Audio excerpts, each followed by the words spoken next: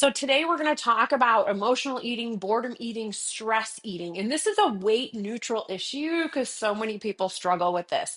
I'm Tina Musselman. I'm a registered dietitian. I'm also a licensed counselor, owner of The Point, and I've been a practicing clinician for 23 years. And I'm also human. So anything I teach you, I have had to work out on my own and, figure it out and apply it over and over in my life. So here we go. So many people say, Tina, I'm on it. I'm going to get my health in order. I know I'm an emotional eater. I know when I'm bored, I eat. So now we're just going to stop it. Give me a plan. We're going to stop it. Well, here's the problem. Okay. So with emotional eating, let me go ahead and switch markers here.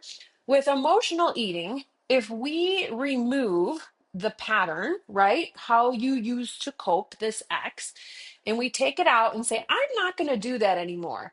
We leave a big gaping hole in our life. We have to put another tool or another coping mechanism in that space.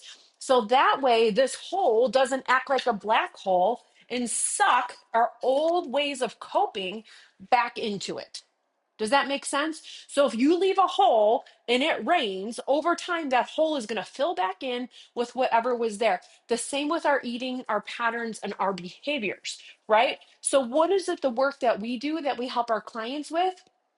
You have to try on new behaviors that are going to help fill this hole to decrease the risk that this one's going to go back to the way it was. So, what are some behaviors or tools that we can try?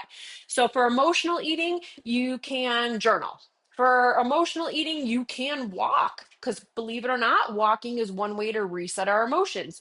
You can do some deep breathing, right? For stress eating, we can try maybe doing some crocheting, or if you're an artistic person, you could try working out.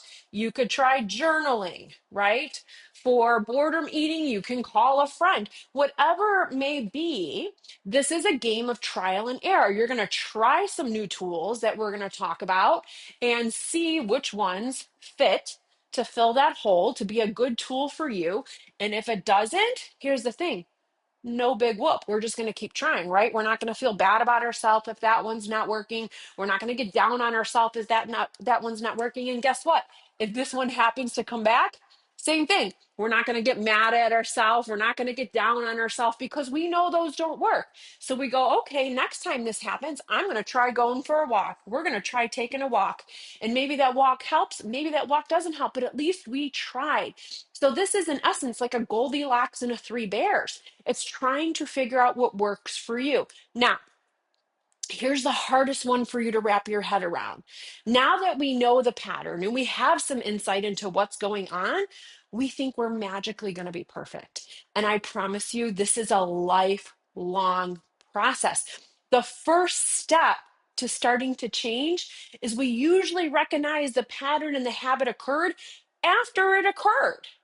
And then we go, oh man, that thing happened again. How the heck did that happen? I promised myself I wouldn't do that.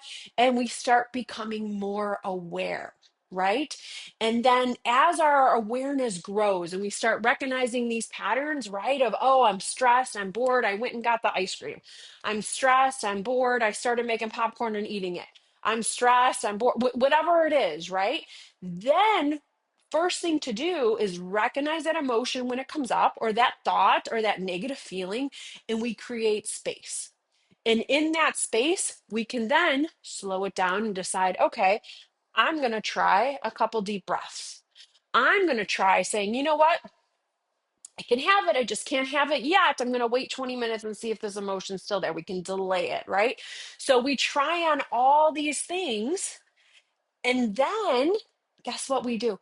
We practice, and we practice over and over and over again until we start building that new habit, and it becomes more easier for us to use. It's more ingrained. We think about it more versus our old habits. Once again, if we just say, don't do that, we got this big hole. It becomes a big magnet for our old habits to come back. And this is a lifelong process of growth. And we know being harder on yourself, being meaner to yourself, judging yourself, shaming yourself, if it would have worked, it would have worked by now. So aren't you ready to try something else?